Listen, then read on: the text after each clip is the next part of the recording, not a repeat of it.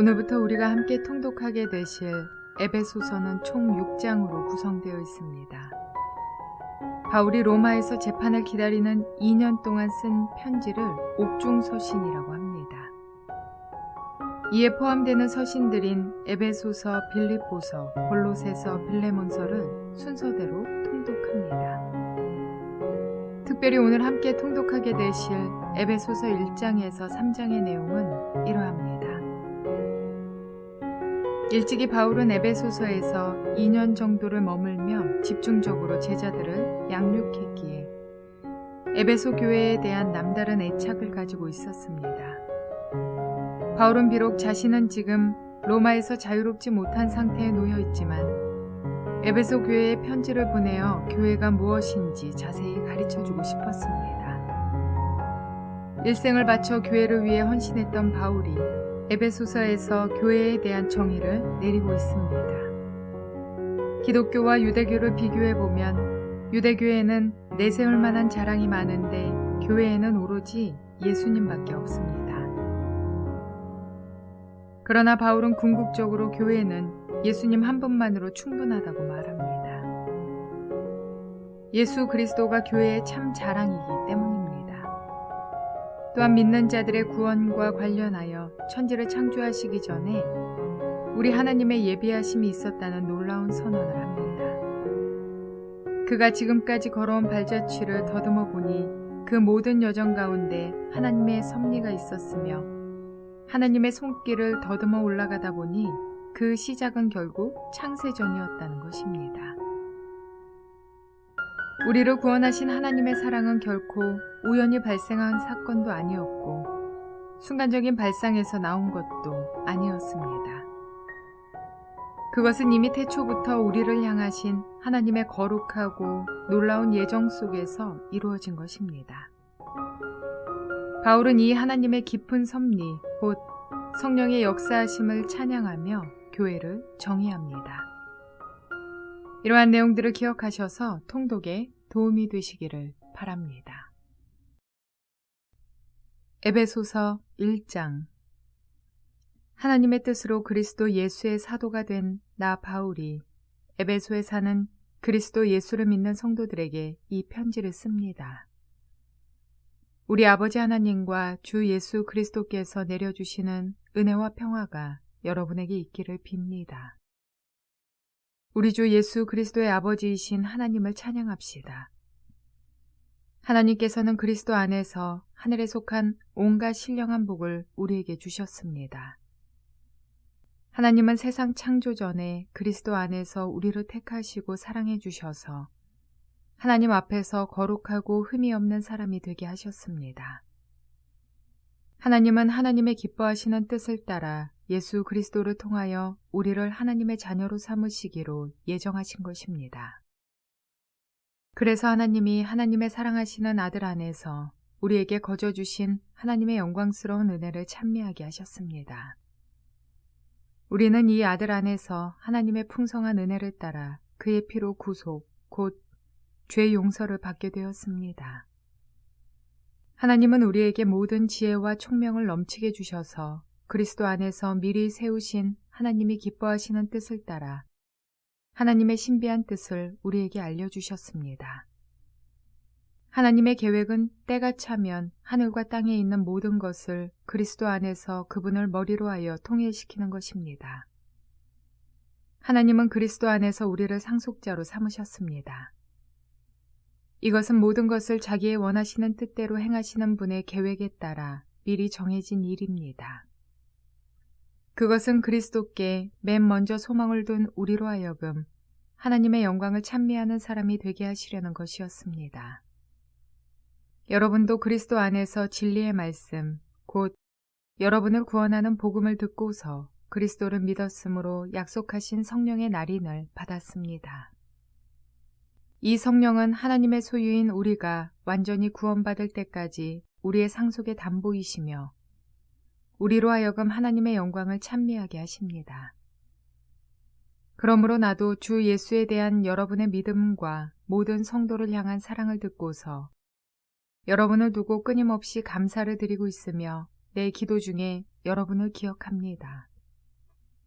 우리 주 예수 그리스도의 하나님이신 영광의 아버지께서 지혜와 계시의 영을 여러분에게 주셔서 하나님을 알게 하시고 여러분의 마음의 눈을 밝혀주셔서 하나님의 부르심에 속한 소망이 무엇이며 성도들에게 베푸시는 하나님의 영광스러운 상속이 얼마나 풍성한지를 여러분이 알게 되기를 바랍니다. 또한 믿는 사람들인 우리에게 강한 힘으로 활동하시는 하나님의 능력이 얼마나 엄청나게 큰지를 여러분이 알기 바랍니다. 하나님께서는 이 능력을 그리스도 안에 발휘하셔서 그분을 죽은 사람들 가운데서 살리시고 하늘에서 자기의 오른쪽에 앉히셔서 모든 정권과 권세와 능력과 주권 위에 그리고 이 세상뿐만 아니라 오는 세상에서 일컬을 모든 이름 위에 뛰어나게 하셨습니다. 하나님께서는 만물을 그리스도의 발 아래 굴복시키시고 그분을 만물 위에 교회의 머리로 삼으셨습니다. 교회는 그리스도의 몸이요 만물 안에서 만물을 충만케 하시는 분의 충만함입니다. 에베소서 2장.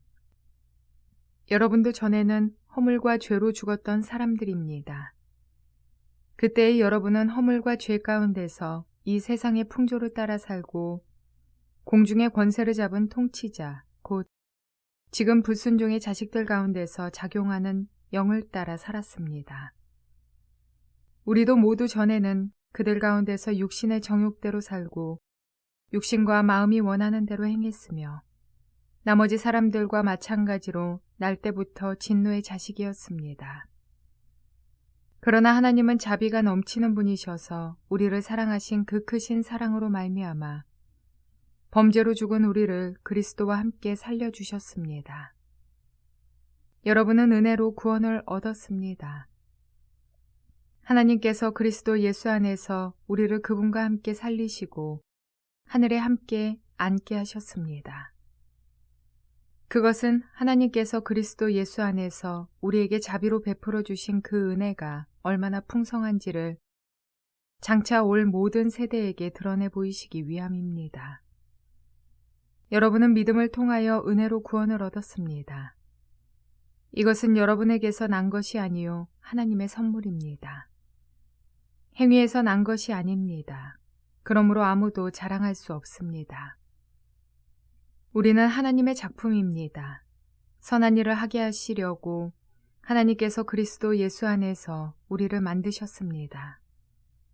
하나님께서 이렇게 미리 준비하신 것은 우리가 선한 일을 하며 살아가게 하시려는 것입니다. 그러므로 여러분은 지난날의 육신으로는 이방 사람이었다는 사실을 명심하십시오. 손으로 육체에 행한 할례를 받은 사람이라고 뽐내는 이른바 할례자들에게 여러분은 무할례자들이라고 불리며 따돌림을 당했습니다. 그때의 여러분은 그리스도와 상관이 없었고 이스라엘 공동체에서 제외되어서 약속의 언약과 무관한 외인으로서 세상에서 아무 소망이 없이 하나님도 없이 살았습니다. 여러분이 전에는 하나님에게서 멀리 떨어져 있었는데 이제는 그리스도 예수 안에서 그분의 피로 하나님께 가까워졌습니다. 그리스도는 우리의 평화이십니다. 그리스도께서는 유대 사람과 이방 사람이 양쪽으로 갈라져 있는 것을 하나로 만드신 분이십니다. 그분은 유대 사람과 이방 사람 사이를 가르는 담을 자기 몸으로 허무셔서 원수된 것을 없애시고 여러 가지 조문으로 된 계명의 율법을 폐하셨습니다. 그분은 이 둘을 자기 안에서 하나의 새 사람으로 만들어서 평화를 이루시고 원수된 것을 십자가로 소멸하시고 이 둘을 한 몸으로 만드셔서 하나님과 화해시키셨습니다. 그분은 오셔서 멀리 떨어져 있는 여러분에게 평화를 전하셨으며 가까이 있는 사람들에게도 평화를 전하셨습니다. 이방 사람과 유대 사람 양쪽 모두 그리스도를 통하여 한 성령 안에서 아버지께 나아가게 되었습니다. 그러므로 이제부터 여러분은 외국 사람이나 나그네가 아니요 성도들과 함께 시민이며 하나님의 가족입니다. 여러분은 사도들과 예언자들이 놓은 기초 위에 세워진 건물이며 그리스도 예수가 그 모퉁이돌이 되십니다. 그리스도 안에서 건물 전체가 서로 연결되어서 주님 안에서 자라서 성전이 됩니다. 그리스도 안에서 여러분도 함께 세워져서 하나님이 성령으로 거하실 처소가 됩니다. 에베소서 3장. 그러므로 이방 사람 여러분을 위하여 그리스도 예수의 일로 갇힌 몸이 된 나 바울이 말합니다.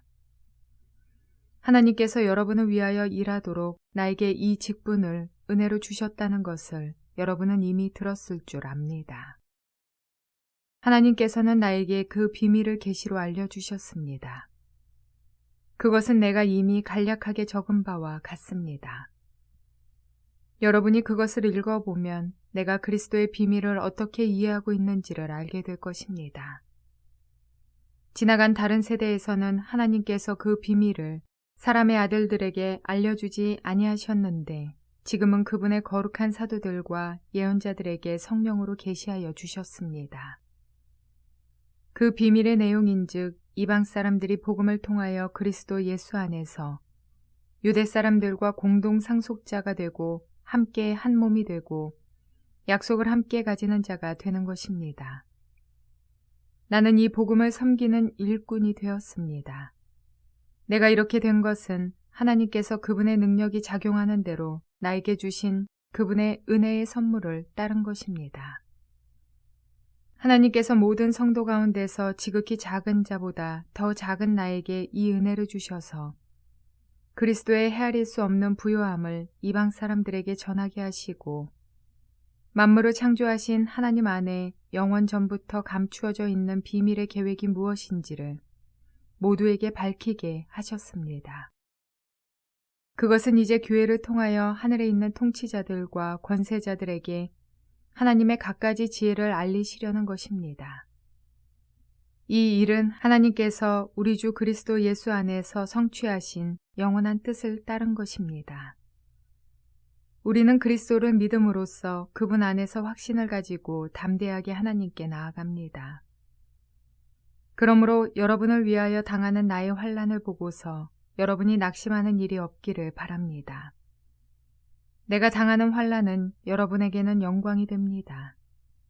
그러므로 나는 아버지께 무릎을 꿇고 빕니다. 아버지께서는 하늘과 땅에 있는 각 족속에게 이름을 붙여주신 분이십니다. 아버지께서 그분의 영광의 풍성하심을 따라 그분의 성령을 통하여 여러분의 속사람을 능력으로 강건하게 하여 주시고 믿음으로 말미암아 그리스도를 여러분의 마음속에 머물러 계시게 하여 주시기를 빕니다.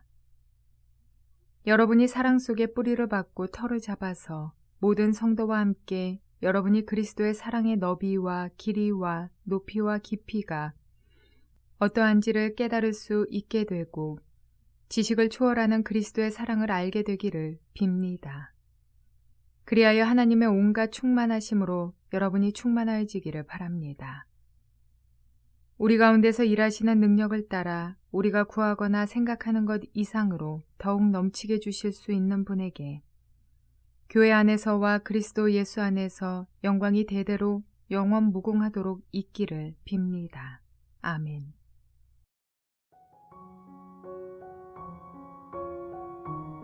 오늘 에베소서를 통해 바울은 교회의 참된 의미를 말해주었습니다.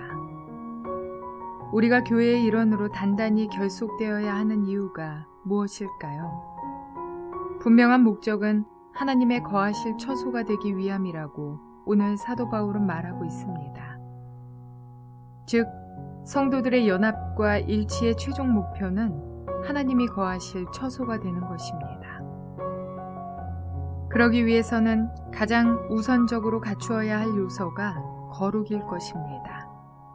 거룩은 교회의 생명입니다. 거룩이라는 단어에 대한 오해가 없으시기 바랍니다.